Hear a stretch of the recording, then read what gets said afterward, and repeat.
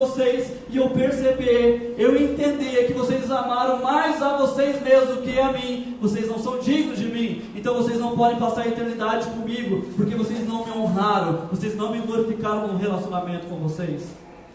Então, pais, nunca coloque o seu filho acima de Deus.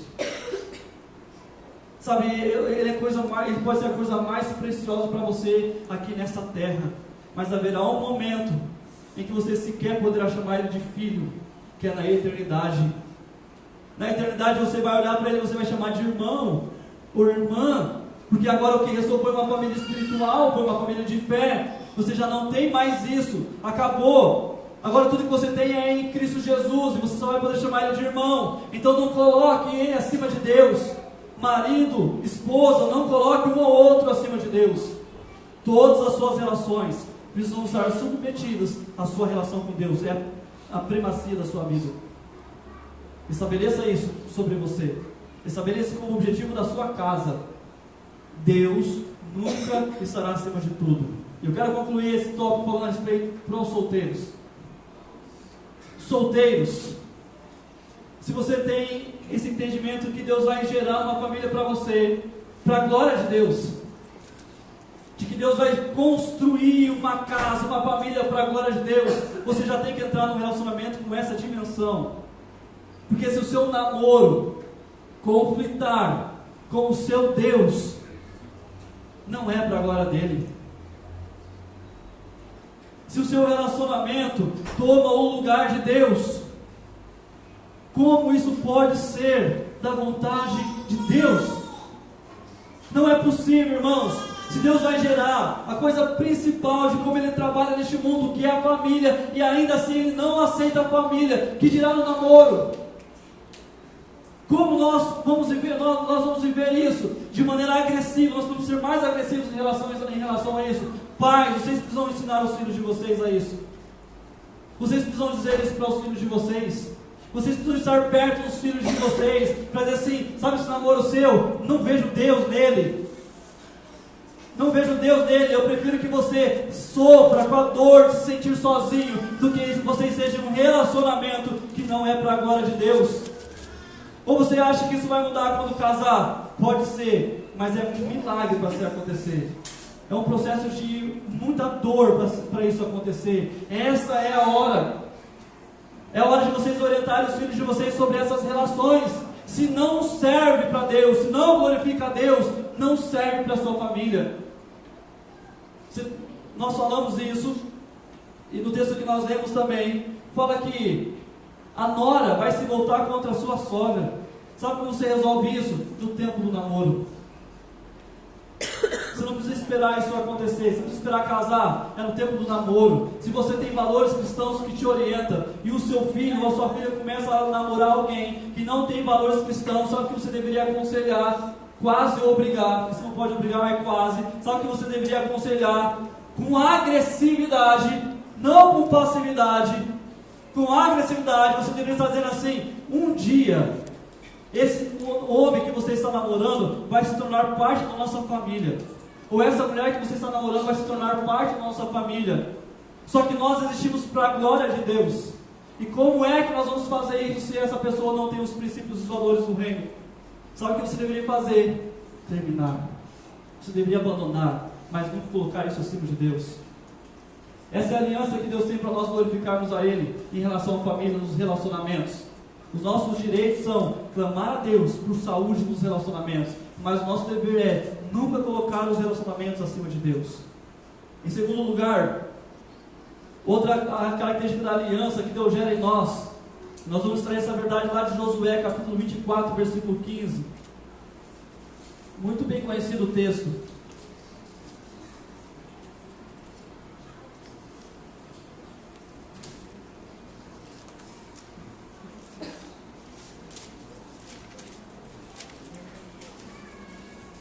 Josué 24:15 vai nos ajudar a entender que há uma aliança de Deus conosco.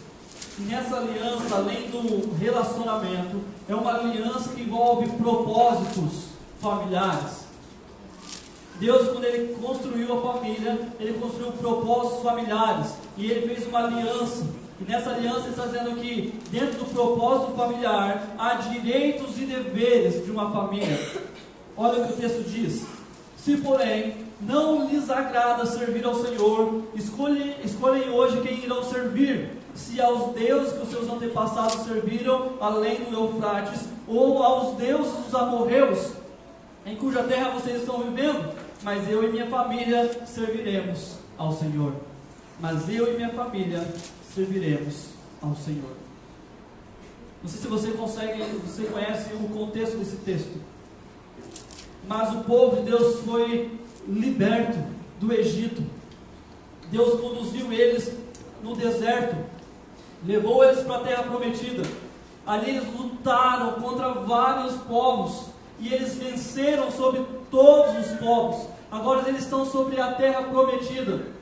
E Josué, inspirado por Deus, se levanta no meio do povo e Deus começa dizendo através de Josué: olha, eu fiz isso na vida de vocês. Eu libertei vocês do Egito. No deserto, eu orientei vocês. Eu não deixei que nada faltasse. Eu conduzi vocês por muito tempo. Quando vocês chegaram à terra prometida, vocês tinham que lutar. Mas vocês não tinham força, vocês não tinham capacidade. E eu lutei por vocês. E agora, quando eu lutei por vocês, vocês herdaram uma terra pronta. Tem cidades prontas que vocês não edificaram. Vocês aproveitam do fruto sem vocês terem plantado. Eu dei isso a vocês, não foram vocês que fizeram. Eu dei isso a vocês, mas agora chegou o momento onde vocês precisam decidir a quem vocês vão servir, a quem vocês vão adorar. Vocês vão adorar aos deuses que o pai Abraão, o pai de vocês, adoraram. Vocês vão adorar os deuses do Egito. Vocês vão adorar os deuses dos povos a qual nós lutamos e vencemos. Quem vocês vão adorar? Então Josué diz assim: vocês eu não sei, todavia eu e minha família serviremos ao Senhor. Mas vocês precisam tomar uma decisão. E o povo responde: não, Josué, nós queremos servir ao Senhor, o único Deus verdadeiro. Josué está dizendo assim para eles: vocês têm certeza disso? Prestem atenção no que vocês estão falando. Porque vocês estão dizendo assim: não, nós vamos servir e adorar o único Deus verdadeiro, o Deus de Israel. Eles estão dizendo assim: você tem certeza? Não, nós temos. Então a primeira coisa que você faz: abandone todos os ídolos. Abandone, se desfaça de todo ídolo que tem dentro do seu coração. Desfaça-se da sua visão egoísta. Se desfaça da sua visão de ficar lambendo feridas. Se desfaça de tudo isso e defina qual é o propósito da sua casa. Por que a sua casa vai existir? Porque eu e a minha família serviremos ao Senhor. E ele diz que é exatamente isso que aconteceu. Eles abandonaram esses ídolos e eles se voltaram para o Senhor. E Josué, então, depois disso, morre. Propósitos. Josué tinha bem estabelecido na vida dele de que a família dele servia para um objetivo. A família existia para um objetivo: servir ao Senhor. Irmãos, para que nós formamos família? Para que nós casamos? Para que nós temos filho? Será que é para isso? Será que é para servir ao Senhor? Será que é por isso que nós estamos casando? Será que é para isso que nós estamos gerando filhos? Josué entende que na verdade é para isso. Ele entendeu isso. Então os nossos propósitos familiares precisam, acima de tudo, respeitar essas duas características da aliança: direito e dever nos propósitos. Qual é o seu direito em Deus em relação aos propósitos familiares? Buscar muitos sonhos. Você pode buscar muitos sonhos. Você pode reunir a sua família em volta da mesa. Como família, nós temos esse propósito. Olha, nosso propósito aqui como família é construirmos uma casa. Esse é o nosso propósito de família. Nós vamos adquirir a casa própria. É um direito seu. É um direito seu, é um direito seu de lá em Deus falar assim: Deus, sabe, eu queria ter uma casa própria para a minha família. É um direito seu juntar a sua família, escolher um mapa e falar onde nós vamos passar férias como família. É um direito seu escolher Colombo. É um direito seu. E você pode ir lá buscar a Deus e dizer: Senhor, eu quero muito com a minha família para Colombo, me proteja, me livre das bolas perdidas.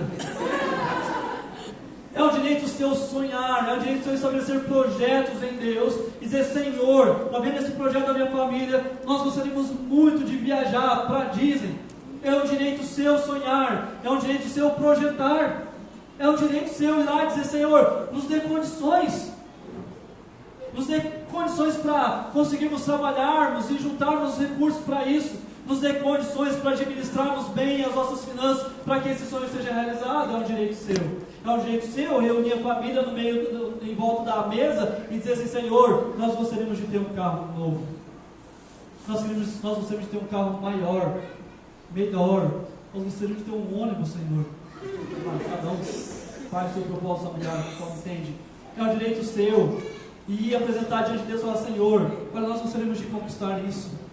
Nós gostaríamos de ter isso. O Senhor pode nos dar força para trabalhar. O Senhor pode abrir uma porta para nós conquistarmos isso. É um direito da aliança. Se isso for da vontade do Senhor acontecer, Deus glorifica o nome dele no seu sucesso, na realização dos seus sonhos de família. Mas também dentro dos seus propósitos tem um dever.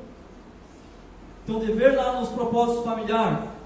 E o dever dessa família é que cada um dos seus membros vivam propositalmente para glorificar a Deus. Sabe o que deveria estar acontecendo na sua casa também? Vocês se reunirem em volta da mesa e perguntarem assim: como é que nós vamos glorificar a Deus através da nossa casa? Como é que nós vamos glorificar a Deus através da nossa família? Como é que eu vou poder mostrar para os vizinhos que Cristo tem uma aliança conosco? Como é que eu vou poder honrar ao Senhor através daquilo que nós vamos fazer como família? Eu disse que nós temos esses princípios no individual, mas às vezes nós não temos esse princípio como família. Quando foi que nós nos assentamos como família e fizemos uma reunião familiar? Tópico da reunião familiar: uma família para a glória de Deus. Como nós vamos glorificar a Deus com a nossa família? Quando for, irmãos, nós nos reunimos, além de para comer, além de for para assistir Netflix, além de for para assistir qualquer coisa, quando foi que nós nos reunimos e nós paramos para pensar: como é que eu exalto ao Senhor através dessa casa? Porque se nós não tivermos resposta, nós estamos completamente equivocados. Nós não estamos vivendo com o Senhor. Porque se Deus te juntou, se Deus juntou você ao seu cônjuge, se Deus te deu um filho, era exatamente para isso. Olha, irmãos, a dinâmica que funciona na Bíblia é claro, é evidente isso para nós. Deus cria o homem, se desenvolve e tal, chega até o homem chamado Jacó. Jacó é um homem perdido, não vive uma vida segundo a vontade do Senhor. Deus quebra Jacó. Deus trata com Jacó. Deus literalmente fere Jacó. Deus transforma a vida de Jacó. Diz assim: quero saber, de tudo que eu fiz na sua vida, você não vai mais ser um enganador. Eu vou mudar o seu nome e a sua história. Na verdade, eu vou tratar você não mais como enganador. Eu vou tratar você, através de agora, uma aliança que vai se estender para todos os povos. E eu vou estabelecer uma aliança com você. E você hoje é só um homem, mas você vai se transformar em uma nação. E através dessa nação eu vou me revelar para toda a humanidade. Por isso que Deus elegeu Israel, para que através de Israel o Salvador fosse conhecido por todo o mundo. É uma aliança estabelecida aqui, proposital. Você já parou para pensar o que Deus poderia fazer através da sua família? E se Deus quisesse fazer através da sua família uma nação? Já parou para pensar o que Deus pode fazer através da sua família? Não é sobre você ter um bom nome da família. Não é sobre você ter muitas coisas a respeito da sua família. Mas é o quanto Deus é glorificado nisso tudo. O quanto Deus é glorificado através da vida de vocês. Quando for, irmãos, que nós chamamos um vizinho nosso, ou que nós chamamos algum conhecido nosso, e falamos para eles: olha, vem aqui, vem e entra aqui dentro da minha família e conheça o Deus que nos ajuntou. Se junte aqui conosco, venha tomar um café conosco, que nós vamos falar para vocês como foi que Deus nos juntou, como foi que Deus gerou um filho para nossas vidas, e como isso tudo serve para glorificar o nome dele. Quando foi que nós fizemos isso? mas o nosso modelo de evangelismo ainda é, às vezes, limitado. Nós estamos esperando que de repente, como igreja, como morada, nós façamos um evento evangelístico, entreguemos alguns panfletos nas suas mãos, para que você vá entregar de casa em casa. Nós estamos esperando, porque nós entendemos que é assim que nós vamos glorificar a Deus. Irmãos, Deus já te deu um campo missionário chamado família. Deus já te deu uma junta missionária chamada família. Junte-se com a sua família e glorifique o nome do Senhor. Vocês são uma junta missionária. Vocês servem para glorificar o nome de Deus. Então, quais os propósitos da sua casa que evidenciam o seu serviço a Cristo Jesus? Qual é o propósito, irmãos? Qual é o propósito quando você conta para alguém? Quando alguém vai falar, vai conversar com você, você diz assim: deixa eu te contar um sonho. Eu tenho uma vontade de fazer isso. O quanto aquela pessoa consegue ouvir o seu sonho e dizer assim: glória a Deus pelo seu sonho. Quando você tem alguma coisa que você vai fazer com a sua família e você comenta isso com alguém, e cada vez mais para comentar com menos pessoas, mas quando você vai fazer algum projeto em família e você vai contar isso para as pessoas, e as pessoas dizem assim: como Cristo vai ser glorificado nisso que você vai fazer? Será que não está na hora de nós termos esses tipos de respostas? Será que não está na hora de que os nossos projetos evidenciem cada vez mais Cristo e menos nós mesmos, menos a nossa família e mais a Cristo Jesus? Quando foi que um propósito nosso familiar glorificou o nome de Deus? Sabe por que eu descobri que a Laura era a pessoa certa para eu casar? Porque ela estava disposta a viver o mesmo tipo de vida que eu, em que nós viveríamos o nosso dia a dia para a glória de Deus. Não é só dizendo que nós conseguimos todos os dias. Estou dizendo que esse é o nosso propósito, é isso que nos juntou. Irmãos, para mim não tem nada mais significativo do que eu conhecer a minha esposa dentro do seminário. Não existe nada para mim mais simbólico, mais evidente daquilo que Deus queria para a gente, do que a gente ter se conhecido dentro do seminário. Porque antes nós queremos um ao outro, nós queríamos uma coisa acima de todas as outras, que era Cristo Jesus e fazer a vontade dEle. E agora nós entendemos isso muito bem definido, é muito bem claro para nós. Qual é o propósito do nosso casamento? Sabe qual é o propósito do nosso casamento? Servirmos ao Senhor.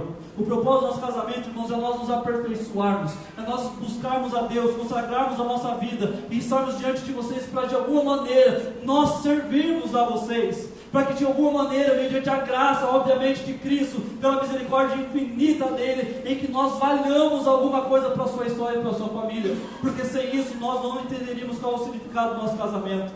Se nós tivéssemos nos juntado, irmãos, para comprar coisas, nós estaríamos frustrados. Se nós tivéssemos nos juntado para ter uma aventura igual em Indiana Jones, estaríamos frustrados, porque ele foi para Valadares e Colombo. Não é tanta alegria assim. Mas nós estamos satisfeitos em Deus pela nossa aliança.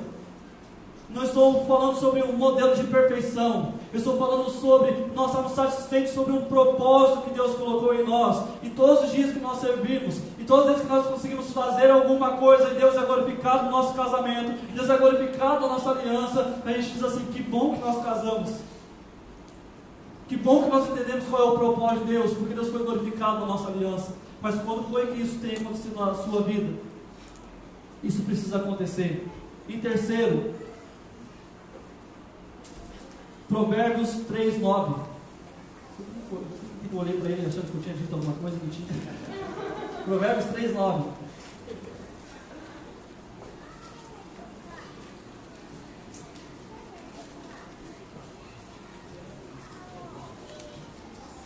Nós vamos glorificar ao Senhor através da aliança. Quando nós entendemos quais são os nossos direitos e deveres no relacionamento, quais são os nossos direitos e deveres nos propósitos familiares, e quando nós entendemos qual é o nosso direitos e deveres na vida financeira. Provérbios 3:9 diz assim: honre ao Senhor com todos os teus bens e com a primeira parte de todos os seus ganhos. Irmãos, pela primeira vez em um ano de morada, é a primeira vez que nós vamos falar sobre algum aspecto financeiro. Não é por medo, porque nós não temos medo de falar o que a Bíblia diz. é por entender o propósito, que agora é a hora de nós falarmos a respeito disso. Esse é o momento de nós falarmos a respeito disso. E quando nós falamos sobre finança, normalmente gera muito desconforto. Glória a Deus, irmãos. Deveria mesmo. Porque se tem uma coisa que nós somos desafiados nos dias de hoje, é em relação à vida financeira. Quando então nós colocamos dentro do contexto familiar, isso ainda é mais drástico, é mais desafiador. Provérbios trata muito de aspecto financeiro, sobre a vida financeira. Fala muito. Se você olhar esse Provérbios capítulo 3, se você olhar Provérbios capítulo 11, ele vai falar muito a respeito do aspecto financeiro da vida do povo de Deus. Ele foi escrito para o povo de Deus. E ele está dizendo que Deus está dizendo que a maneira que ele estabeleceu para ter uma aliança com a família também incluía a vida financeira. E de que isso é tão espiritual quanto orar, quanto estudar a palavra de Deus, quanto consagrarmos. Isso é tão espiritual quanto qualquer outro aspecto da nossa vida com Deus. Porque nós estamos dividindo aqui em tópicos, mas para Deus não há uma divisão, tudo pertence a Ele. Nós cantamos isso, tudo é para Ele, todas as coisas, inclusive então a vida financeira. E Deus estabeleceu então que a aliança que Ele fazia com a família também envolvia o aspecto financeiro. Sabe onde nós vamos ver isso pela primeira vez? Caim e Abel. Lembram disso? Caim e Abel oferecem um sacrifício ao Senhor. Irmãos, quem ensinou eles a oferecerem sacrifício ao Senhor? Não tem lei. Moisés não escreveu ainda o Gênesis. Moisés não escreveu o Números, o Levítico. Moisés não escreveu ainda o Pentateuco. De onde eles entendem isso? Eles entendem de que tudo que eles fazem pertence ao Senhor. De que já que pertence ao Senhor, eles vão devolver isso ao Senhor. Então eles tiram uma parte daquilo que eles fazem, eles tiram uma parte daquilo que eles produzem e vêm e oferecem ao Senhor, como uma demonstração, dizendo: Senhor, tudo que o Senhor fez pertence ao Senhor, e agora eu administro isso para o Senhor, isso te pertence, e eu estou devolvendo isso para o Senhor como uma demonstração. Isso aqui é uma maneira de eu honrar e adorar ao Senhor, dizendo assim: olha, tudo pertence ao Senhor. Eu estou tirando uma amostra disso aqui para mostrar isso, de que isso só serve para a honra e glória do seu nome. Então a história do povo de Deus também se desenvolveu na área financeira. Você vai ver isso até de quando Deus vai libertar o povo do Egito. Então não sei se vocês lembram disso, mas Moisés é o negociador, é o libertador. Moisés recebe a instrução da parte de Deus, vai até o faraó. Ele diz: liberta o povo de Deus, porque não vai ficar bom para você. O faraó diz assim: não vou libertar, é o meu povo, eles me pertencem. Então Moisés se retira, vai e fala com Deus. Deus vai e libera uma praga. O faraó tem um coração ainda endurecido, e esse processo continua durante as 10 pragas. Mas ali da quinta praga em diante, agora o faraó começa a negociar com Moisés. Agora ele começa a dizer assim: então tá bom, não está ficando bom para mim isso daqui. Então o que nós vamos fazer? Olha, vai você e as mulheres, vão vocês dois, eu libero vocês para irem. E aí Moisés diz assim: de jeito nenhum, vou eu, vou a minha esposa, vai os homens, as suas esposas, e vão os filhos também, e vão os animais também, vai tudo que é nosso, nós vamos levar junto. Aí ele disse: não, o faraó diz: não vai ser desse jeito não. Então Moisés se retira, Deus vem com mais uma praga, Moisés volta para o faraó, e ele vai de novo diante do faraó, e o faraó diz assim: está ficando apertado. Então faz assim: olha, vai vocês e os seus filhos, mas não vão muito longe não, fica ainda no território do Egito, vocês não precisam ser mais meus escravos, mas vocês ainda vão estar sobre o meu poder. E Moisés diz assim: não, isso não está bom, vou eu, os filhos, vão os bens, e nós vamos sair do Egito, nós vamos para uma terra que Deus mandou. E ele diz assim: não, desse jeito não vai ser. Ele vai negociando, que por fim chega ao último momento. O último momento onde diz assim: então faz assim, olha, vai vocês, os seus filhos, vocês podem sair além da terra do Egito, mas vocês vão sem os animais. Moisés diz assim: não, nós vamos com tudo que é nosso. Nós vamos com tudo, sabe por quê? Nós estamos indo para uma terra para fazer o quê? Para adorar a Deus. Nós estamos indo para uma terra para adorar a Deus. Nós vamos lá para glorificar o nome de Deus. E eu vou glorificar o nome de Deus com o casamento. Eu vou adorar e glorificar a Deus através da paternidade. Eu vou adorar e glorificar a Deus através das finanças. Eu vou fazer com tudo que nós somos, com todos os aspectos da família, com tudo que envolve a aliança, eu vou fazer isso. Isso está lá em Êxodo 10, do 24 ao 26. Mas nós não vamos ler. Só estou dando a referência para você, se você quiser ler depois. Nós precisamos olhar para esse assunto, irmãos, como nós olhamos para todas as outras esferas da nossa vida. Na verdade, nós não possuímos bem algum. É tudo de Deus. Nós somos mordomos, irmãos, de Deus. Não é nosso, pertence ao Senhor. Nós estamos apenas administrando. Isso tudo é de Deus. Não é nada nosso. Não existe nada que nós podemos dizer: não, é meu, eu que conquistei isso. Não, foi tudo Deus que fez.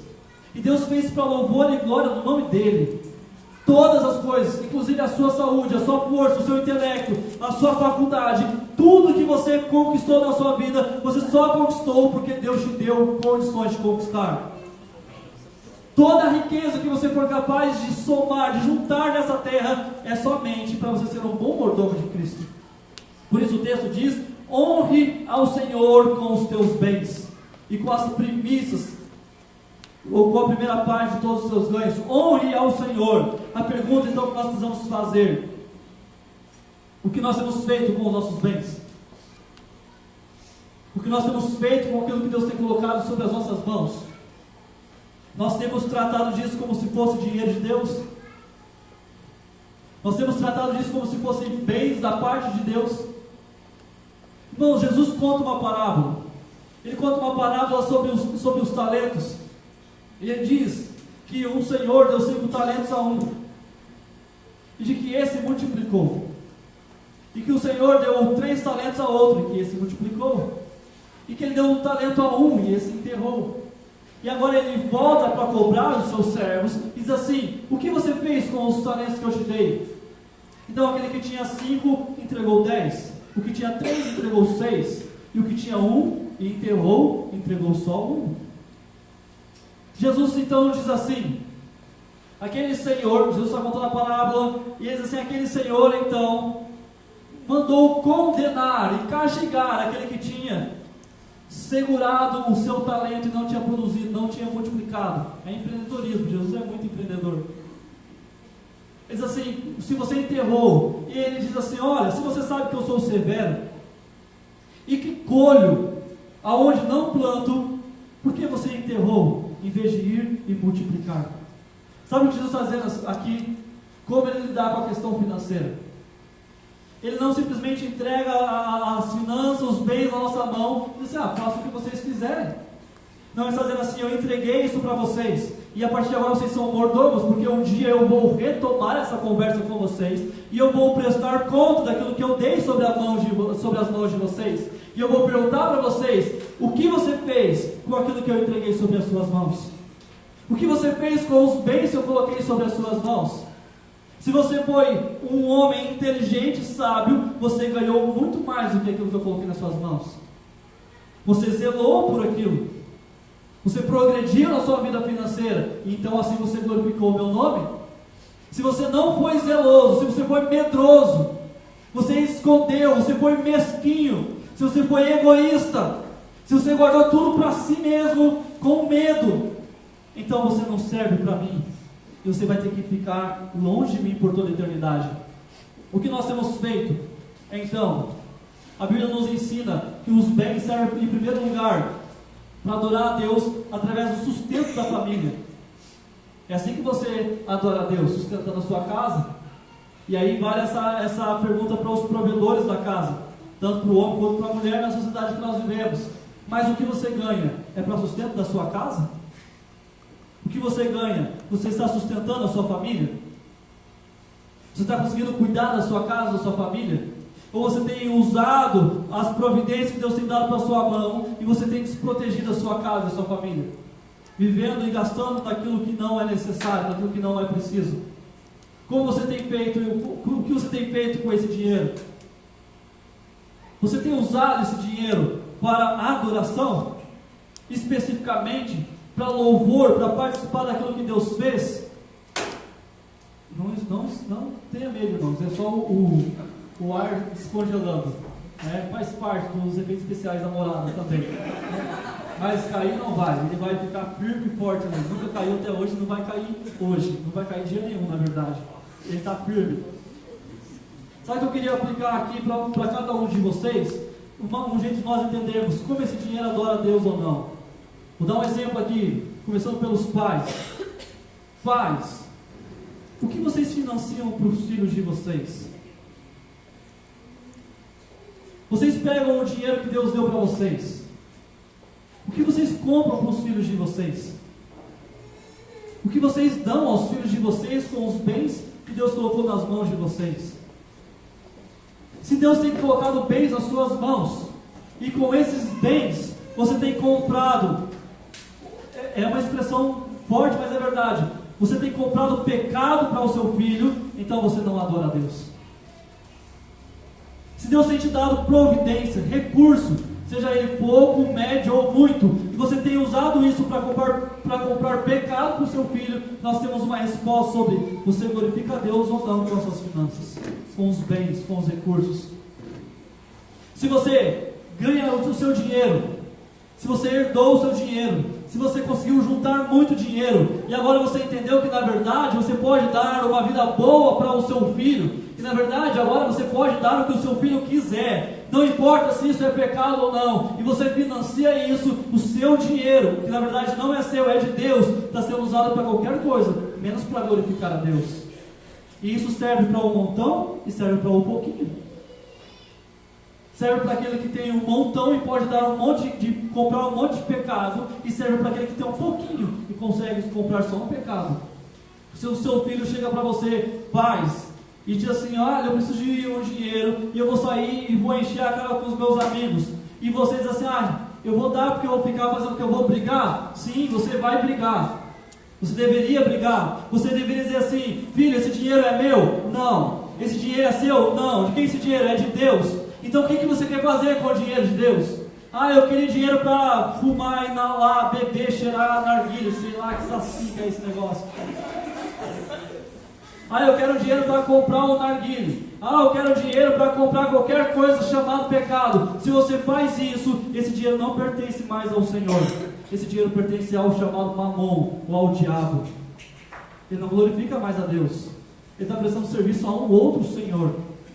Ele está prestando serviço a um outro Deus, com letra minúscula, mas não está mais glorificando ao Senhor. Eu falei que nós temos isso no individual, e nós, irmãos, achamos que nós resolvemos a nossa vida financeira quando nós damos o dízimo. Você sabe o que é o dízimo? O dízimo é um raciocínio de Deus mínimo, mais básico possível. Um pouquinho de cada um supre um montante. Isso aí é missão, isso é administração da parte de Deus. Mas Deus não disse assim: olha, quando vocês derem um pouco, uma décima parte que for, 90% vocês fazem o que vocês quiserem. Não, você não vai encontrar um versículo bíblico que fala a respeito disso. Sabe qual é o versículo bíblico que você vai encontrar a respeito de finanças? Sobre como você deveria olhar para as finanças? Porque dele, por ele e para ele são todas as coisas. E as suas finanças precisam glorificar a Deus. Você precisa pegar tudo que você recebe no seu salário, que você deveria juntar a sua família, e perguntar: como nós vamos glorificar a Deus com o que nós recebemos? Filho, se você pede ao seu pai dinheiro para comprar qualquer coisa que não agrada ao Senhor, você está pecando contra Deus e contra os seus pais. Eu quero que você leia um texto junto comigo. Perdão, irmãos, você não vai ler não, você só vai ouvir o texto. Do teólogo Kenneth Grant de novo. Ele diz assim: devemos dizer aos nossos filhos o quanto são importantes para nós. Devemos Devemos dizer-los que nosso amor por eles é governado pela lei de Deus. Eles devem ter a certeza de que faremos tudo o que Deus nos ordena a fazer. Nós os deixaremos herança se viverem segundo o coração de Deus, mas iremos também deserdá-los se não seguirem a Deus. Sabe como Deus olha para o dinheiro? Deus olha para o dinheiro como um culto que você oferece a Ele, como uma maneira de você louvar e adorar o nome dEle. E às vezes tem no coração do pai a seguinte ideia: eu vou trabalhar muito, eu vou tentar ganhar muito dinheiro, e eu vou tentar deixar dinheiro para o meu filho, vou tentar dar uma vida mais fácil para o meu filho, eu vou tentar fazer o quê? Eu vou tentar deixar uma herança para o meu filho para que ele não passe necessidade. Mas esse filho não é temente ao Senhor. Sabe o que Deus está nos liberando para fazer? Se você não herda os meus direitos, os valores de Deus que estão em mim, você também não herda os meus bens, porque os meus bens também louvam e adoram ao Senhor. Nós temos como uma premissa financeira da morada direcionarmos uma porcentagem para missões. Então, mensalmente nós temos tido esse cuidado de ofertarmos a vida de alguns missionários uma porcentagem. E nós fizemos isso sobre a vida de 3 missionários esse mês. E um deles nos contaram um testemunho muito abençoador.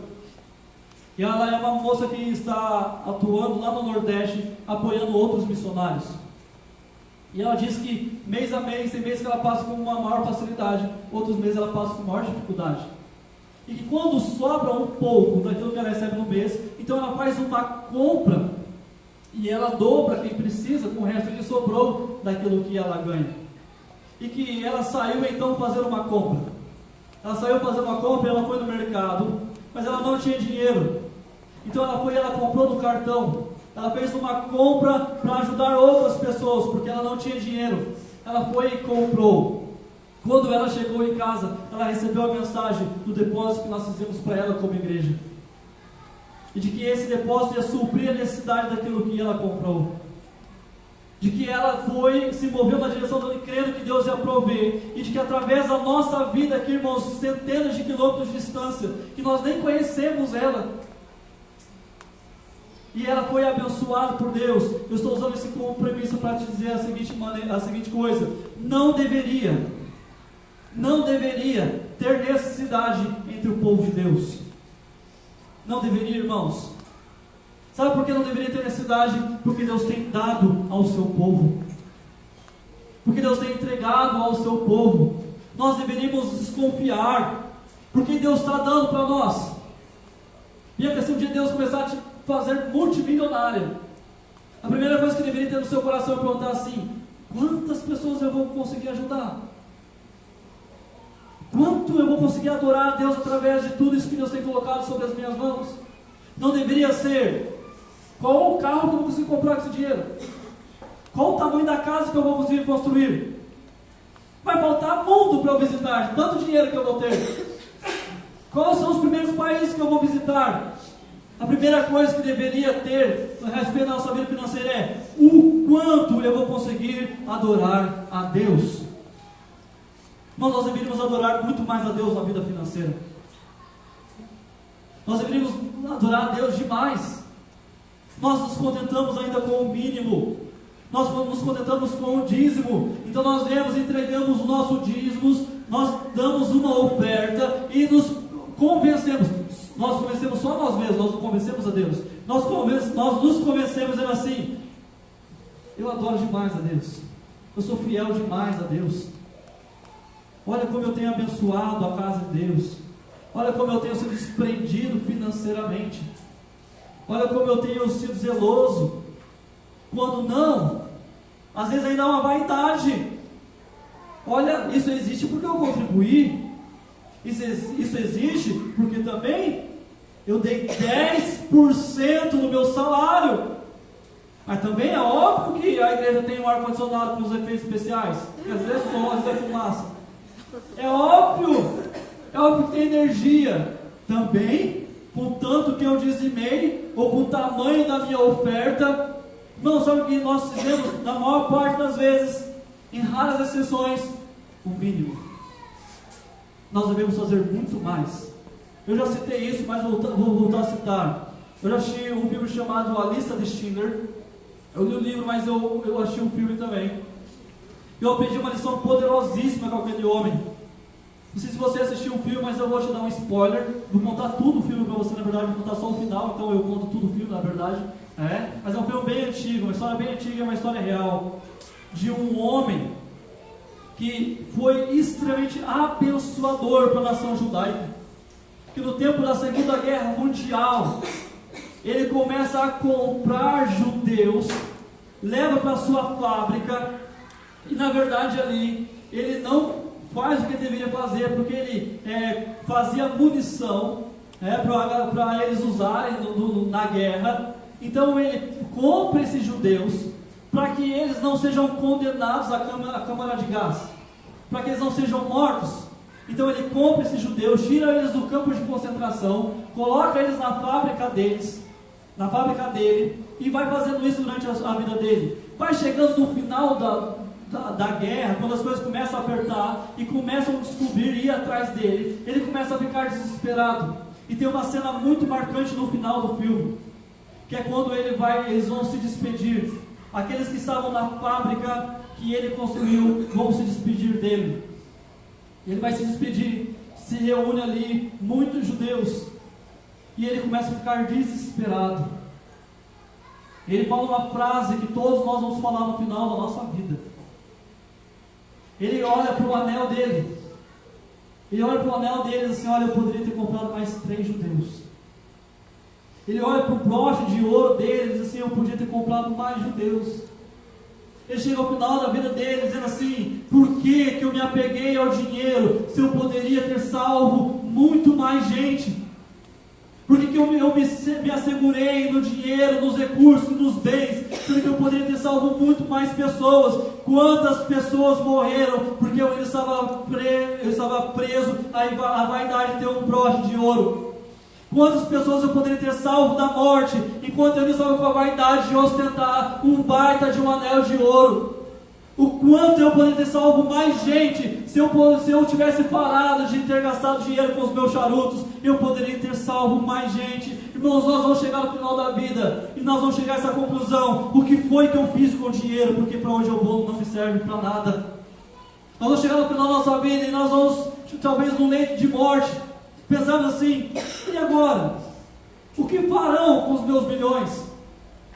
O que farão eles, os meus herdeiros, com o dinheiro que eu deixo? Talvez você chegue com o dissabor de entender que as pessoas que vão herdar a sua fortuna não herdaram os princípios do reino do Senhor, e o seu dinheiro morreu para glorificar a Deus junto com você.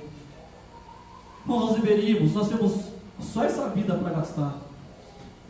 Nós deveríamos pegar o nosso bem e gastarmos tudo nessa vida, porque para onde nós vamos não serve para nada. Para onde nós vamos, irmãos, para onde nós vamos, ouro é rua, pedra preciosa é argamassa de muro. Para onde nós vamos, isso não significa nada. Aquilo que nós consideramos riqueza no céu não serve para nada, ou serve como enfeite. Não serve, não pode ser comprado mais nada lá, sabe por quê? Tudo foi conquistado por Ele. Tudo Ele nos deu de graça.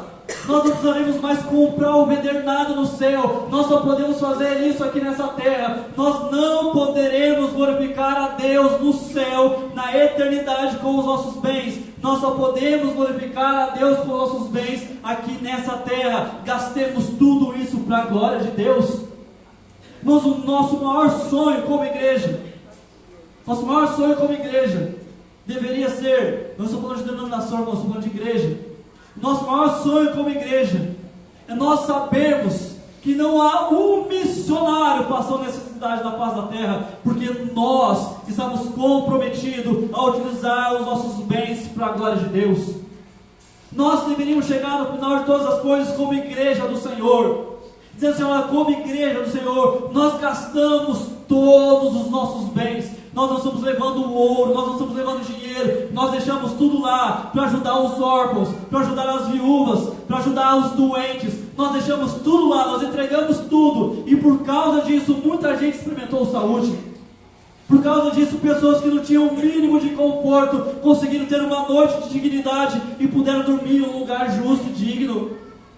Porque nós somos desprendidos financeiramente, porque nós estamos mais preocupados em adorar a Deus do que termos alguma coisa. As pessoas conheceram mais o Evangelho, porque nós publicamos mais livros, nós enviamos mais missionários, nós pregamos mais o Evangelho, porque tem coisa, irmãos, que precisa de dinheiro. Nós fundamos mais igrejas, nós investimos mais em rede social, nós aproveitamos melhor o mundo e nós usamos tudo isso, todos os nossos recursos para a glória de Deus. Mas enquanto nós acharmos que o mínimo é suficiente, não há adoração a Deus de verdade.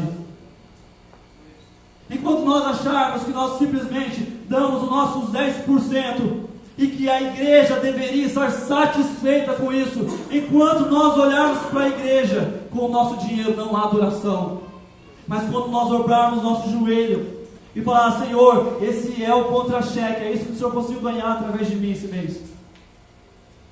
Deus, foi isso que eu consegui garimpar para o Senhor este mês. O que o Senhor vai fazer com isso?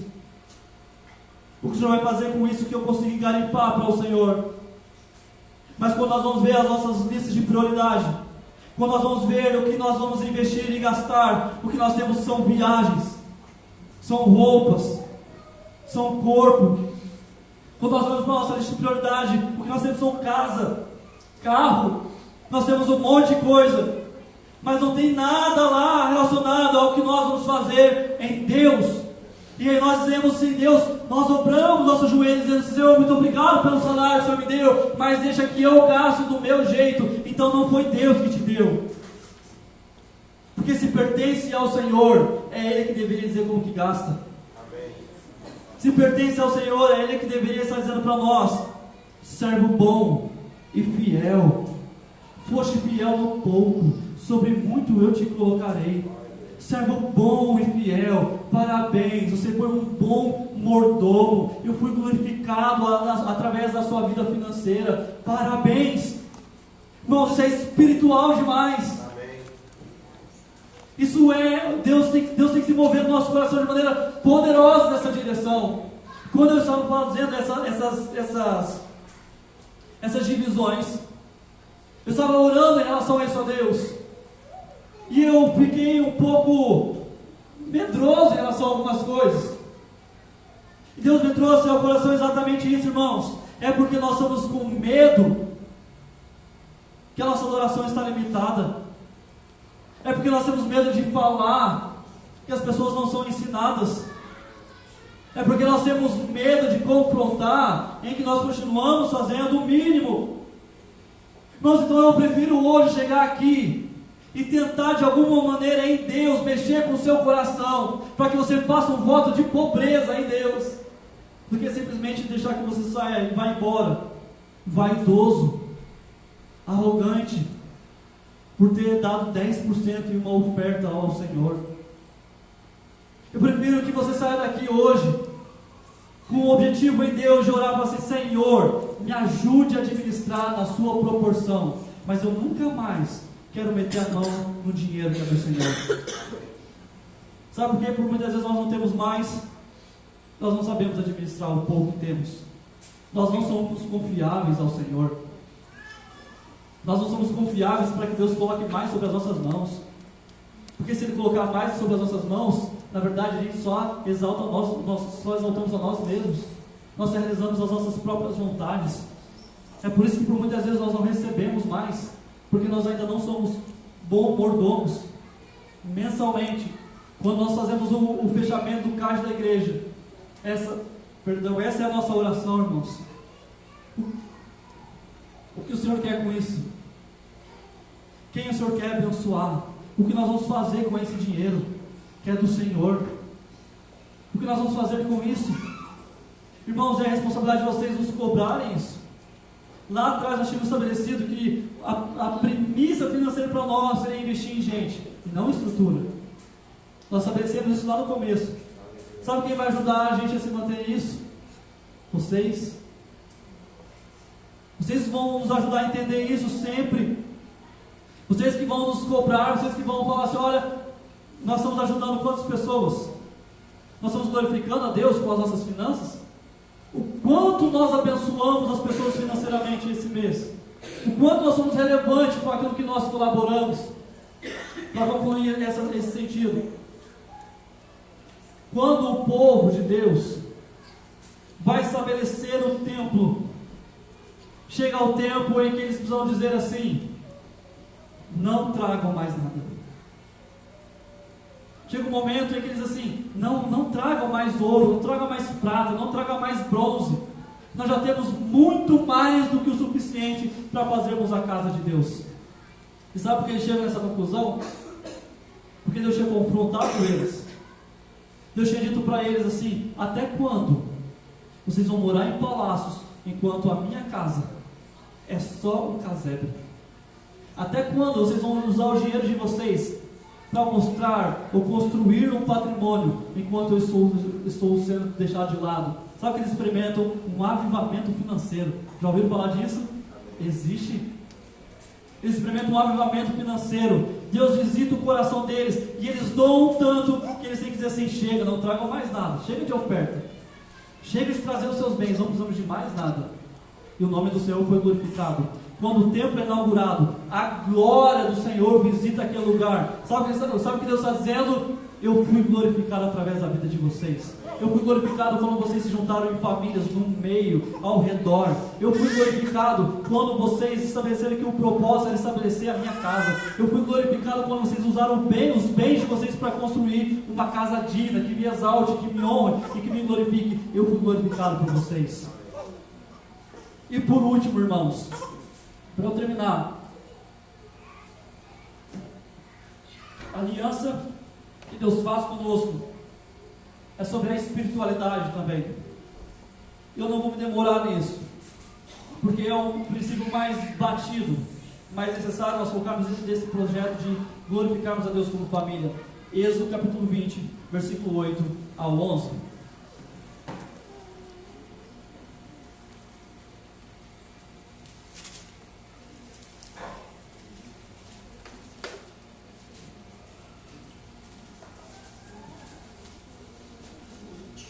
Êxodo capítulo 20, do 8 ao 11, diz assim: guarde o sábado, que é um dia santo, faça todo o seu trabalho durante 6 dias da semana, mas o 7º dia da semana é o dia de descanso, dedicado a mim, o Senhor seu Deus.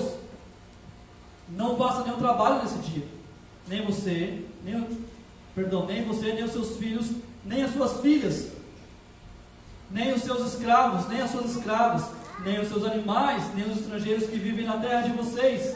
Em 6 dias eu, o Senhor, fiz o céu, a terra, o mar e tudo que há neles, mas no 7º dia descansei. Foi por isso que eu, o Senhor, abençoei o sábado e o separei para ser um dia santo.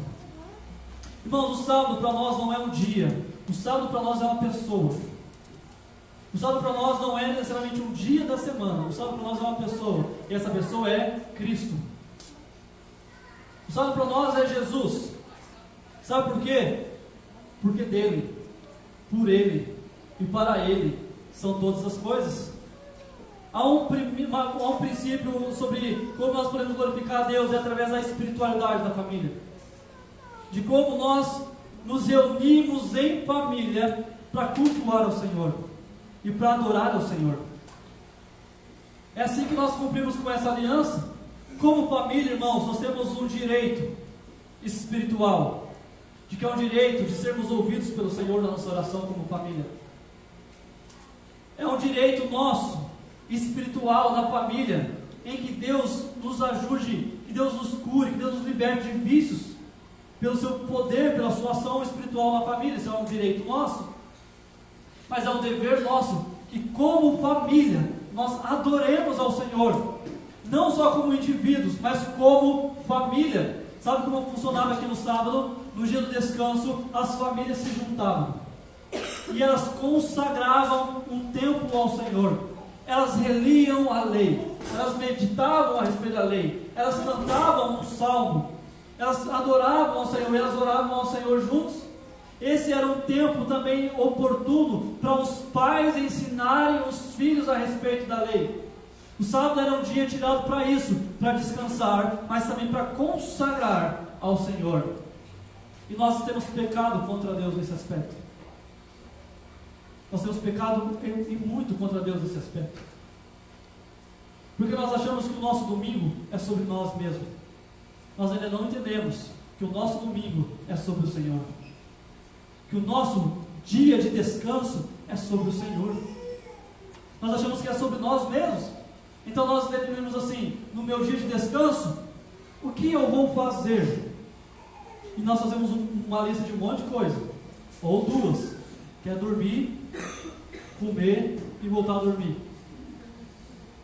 Nós fazemos uma lista de como nós vamos descansar, mas nós não colocamos nessa lista que o descanso é sobre Deus, e que é um descanso para nós adorarmos ao Senhor.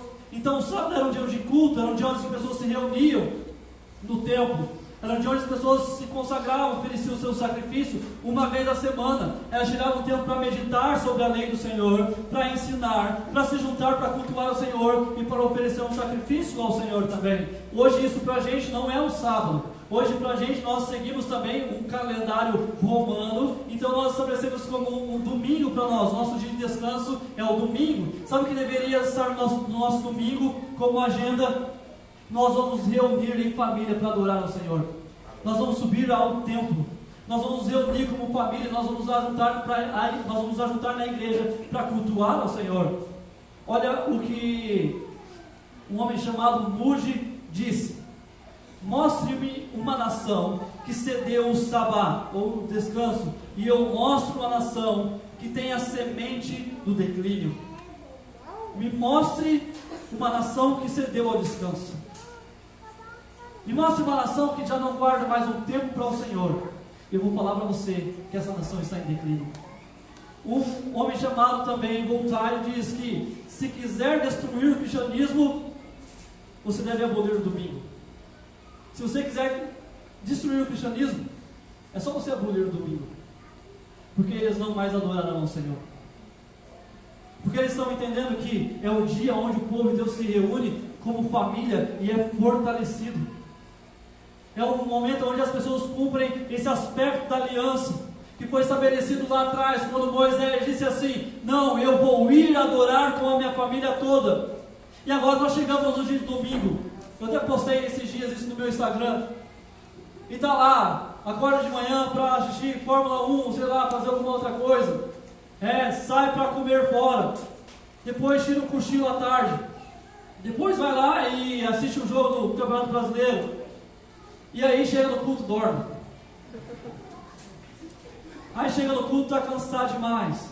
Ou vai chegando na hora do culto, não, estava tudo bem para fazer qualquer outra coisa, mas na hora de adorar o Senhor, não dá para superar uma dor de cabeça. Na hora de se juntar para adorar o Senhor, não dá para superar o desânimo. Na hora de se juntar para adorar o Senhor, irmãos, qualquer unha encravada é um empecilho. Sabe o que nós estamos fazendo?